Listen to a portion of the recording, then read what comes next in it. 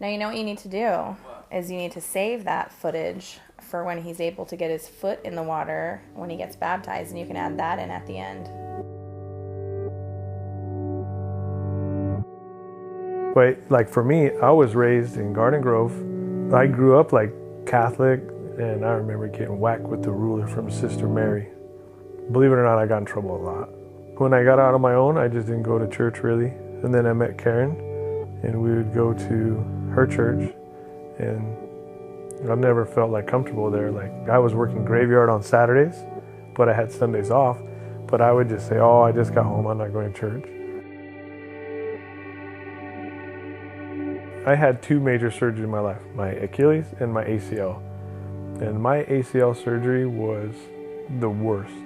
It was probably in the worst time of my life. I didn't have any resemblance of God in my life, for sure. And I remember how miserable I was every day. Every day was so painful, every day was so hard, and I felt like I was by myself.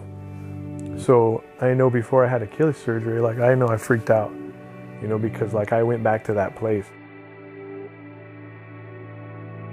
And then when I had surgery, I got home, it was just like a world of a difference, because you could see like, people have always like their moment where they can tell God's working with them.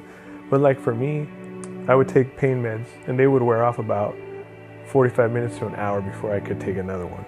And it never failed that right about that time, somebody would text me or call me. And I remember that first weekend, I got like 500 emails, texts, phone calls, like it was awesome. And I know that, that's the difference in my life right now. So it made a huge difference for me. So I remember there was a specific point. It was like 2 in the morning, 3 in the morning. I think I woke Karen up because I was crying.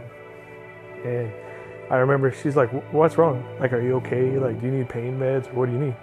But I was just happy because like it was that moment where like I knew like that's what was helping me through this, and that I wasn't by myself. So like for me, that was like the big moment. And I know like we would sit there and watch these videos and people would say like, oh, that's the moment. I would be like, oh man, that sucks. Like I never had that. Like I believe in God and I'm working and becoming better, but I never had that moment. Like that's cool for them, but like I was bummed. Like I don't have that. But then when I had one, I was so happy.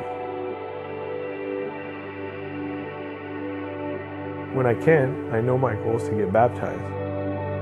And we looked at Hunter and we talked to him, and he's unsure so far, but I think that he's thinking about it and he's on that road. It would be like a dream for like us to do it together.